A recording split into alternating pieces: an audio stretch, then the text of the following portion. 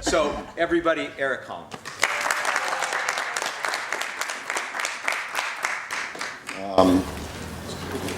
I was second platoon radioman for A Company of the 327 of the 101st Airborne Division in Nam in 1968. We were in the heaviest combat there was in Nam. We were the average World War II soldier was in combat 38 days out of the year. A Company was in combat 326 days out of the year. We were always in combat, we never came out. So when I was asked to come and speak here tonight, it was a real conflict for me to try and figure out where the humor was, because Dell'Arte in their style is doing this humorously. And I've spent a week, I've had a really, really hard time with that. And then I got to thinking, and for those of us who don't read, we listen to words, we hear words. And the word human and the word humor are pretty goddamn close together.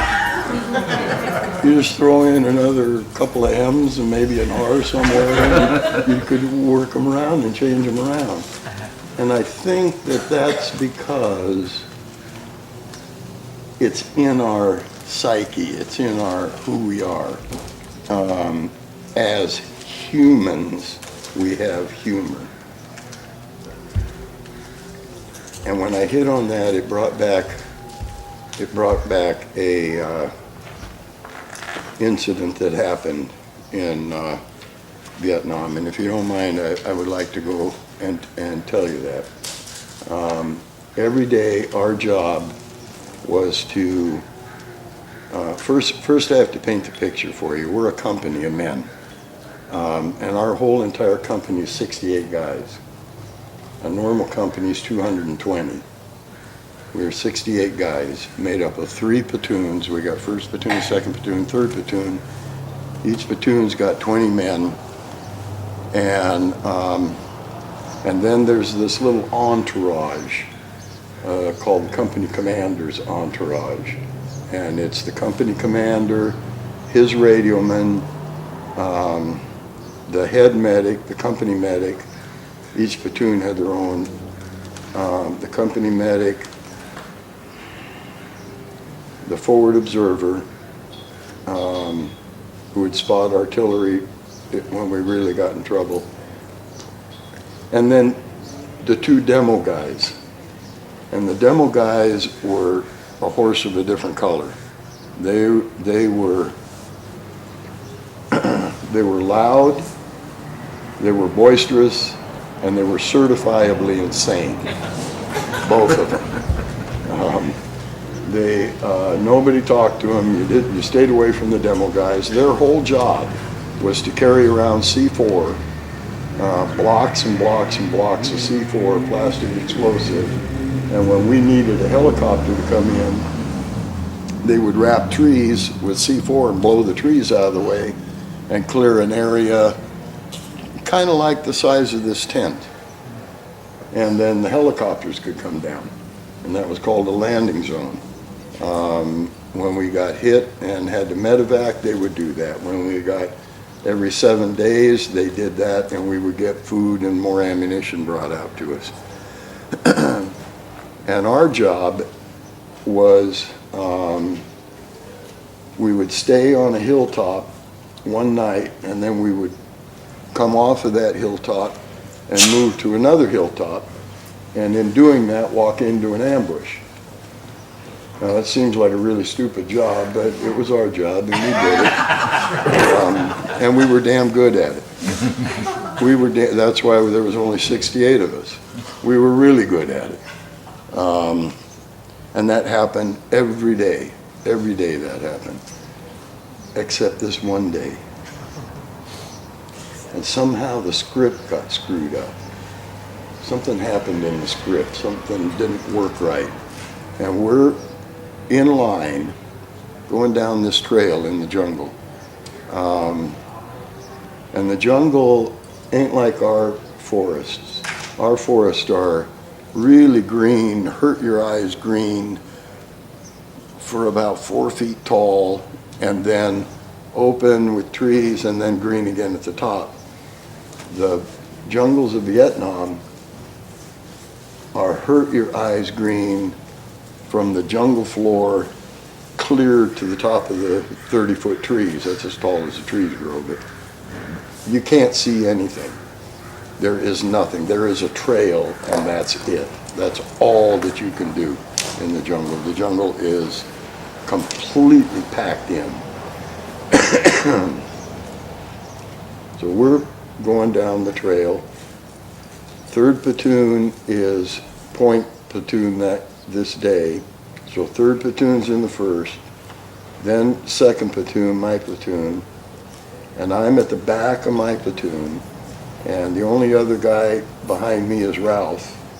And then the company commander's little entourage, those 8 guys, and then 1st platoon is pulling slack. They're clear in the rear, and we're in this line.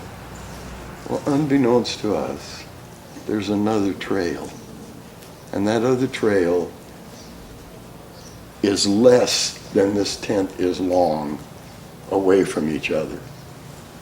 And the NVA are going the other way on their trail.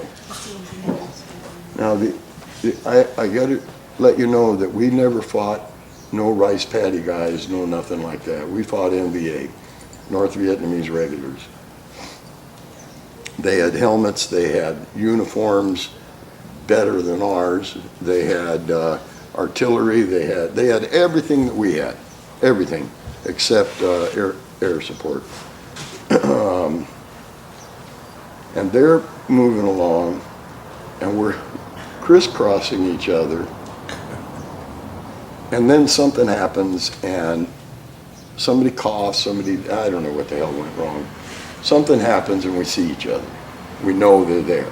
And this mountain erupts in a firefight. And this time, instead of an ambush firefight, where only one platoon is involved and the other 2 platoons can try and do a counter move around, this one, the whole company's in a firefight because we're all stretched out and they're all stretched out.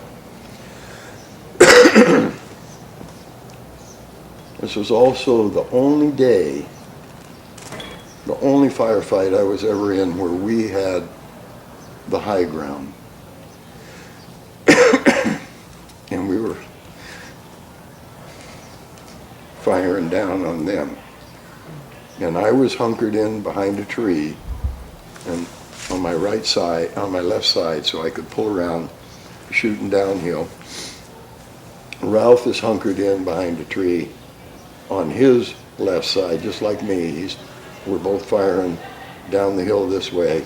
And the entourage, there's a log down, and they're all tucked down underneath this log, because they don't never fight. They're the entourage. But the 2 demo guys are the 2 closest to Ralph and me, and then the rest of them back that way, and the whole mountain is on fire. The whole mountain is. You can hear the buzz, bzz, bzz, bzz, and that's the bullets going by your head. And at first, you know they're bullets, but then the brain does something different and changes them, and they ain't bullets anymore. They're bees. They're insects, and your first impulse is to start swatting them out of the way so that you can concentrate on what the hell you're trying to do here. It's a peculiar thing.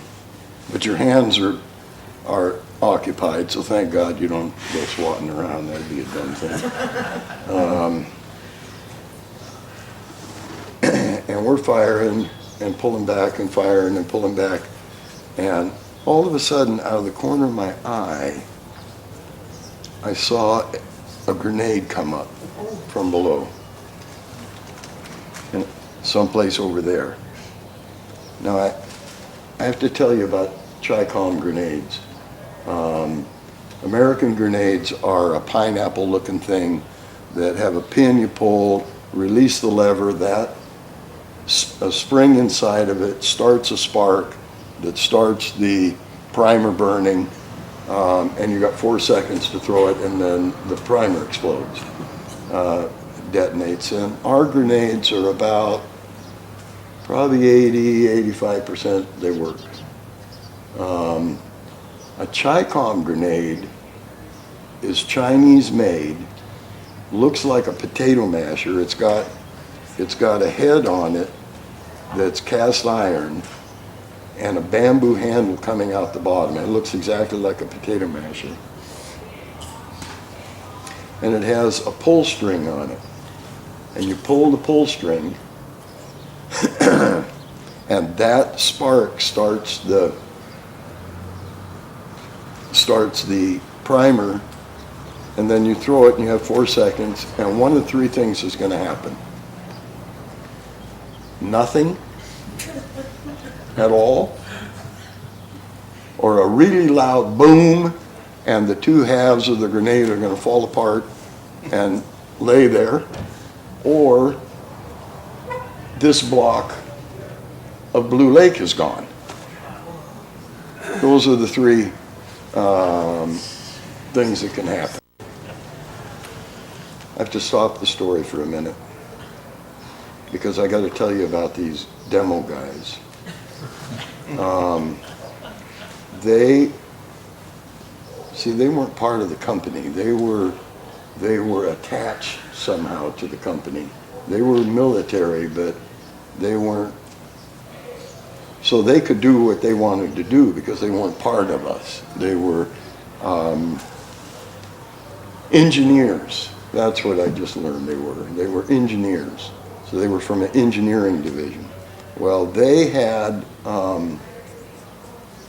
were gun collectors, and they had legal permission to send shit home. Like the one that I remember the most is we found a machine gun, a World War II machine gun, about 5 foot long, had a tripod, it had a canister. It was a Russian-made machine gun. And one of them strapped it on his back and pistonned it through the woods for all that time until next resupply, and they put it on the helicopter, and then the helicopter took it back wherever he was, and then he got to send it home. So that's what they did. They were collectors. They had this license to do this and send this stuff home. They were always doing that stuff. So this grenade comes over the bank, comes over the log, and boom! Ralph saw it too, and he and I hunkered back into the tree. I mean, we still got packs on. We haven't dumped our packs. We haven't done a goddamn thing because this just all of a sudden happened. This is really stupid, but it blows up. Well, it blows up, and the 2 halves fall apart. And all of a sudden, the one demo guy stands straight up in the middle of the killing zone and screams at the top of his lungs, "You sons of bitches tried to kill me!" And he reaches in his pockets that he's got, these great big pockets, with his left hand, and he pulls out 3 Chi-Com grenades that he's got, that he was going to mail home. Oh my God! And he's holding all 3 of them in his left hand. He pulls all 3 strings, and with this girly left-hand throw, he throws these goddamn grenades down over the hill. 4 later, boom! Tremendous explosion. They must have all three gone off simultaneously because it was no boom boom or nothing like that. It was just this, and it wasn't no grenade explosion. It sounded like a piece of artillery had dropped into us. Man, it was loud. And then he got his wits about him and got down behind the goddamn log again.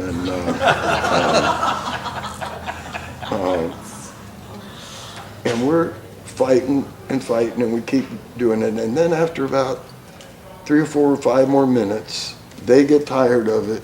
We get tired of it. This is stupid. They melt back down the hill into the jungle, and we all just try to collect ourselves and get ourselves settled down again. And the medic comes down the line. And before it gets to us, I happen to look over at Ralph, and Ralph starts giggling. And he giggles more, and he giggles more, and I start giggling because he's giggling. And I can't stop because and every time we look at each other, we're laughing more. And pretty soon the tears are rolling down our cheeks. We're laughing so hard. And then the medic gets to us. You're hit. Where you hit? Where you hit? And Ralph tries to explain to him this girly, stupid-ass story. And being so indignant that they tried to kill him. And he can't get it out because he's laughing so goddamn much. And the medic finally gets pissed off and says, "You guys should have been shot. I could have helped that." Goes off down the line. And I thought, my God, there is humor in humanness. Damn Ralph. But I want you to know that those are the memories that we're carrying. Some funny, and some not so much. And they'll go to the grave with me. There ain't no erase button. There ain't no reset button. This country is one of the finest in the world at training a civilian to be a warrior. We're goddamn good at it. We are really good. And we're good warriors. And this country ain't for shit at training a warrior to be a civilian. There ain't no training. They pat you on the head and say, boy, you done good, kid. Here's $6.13 to get home with.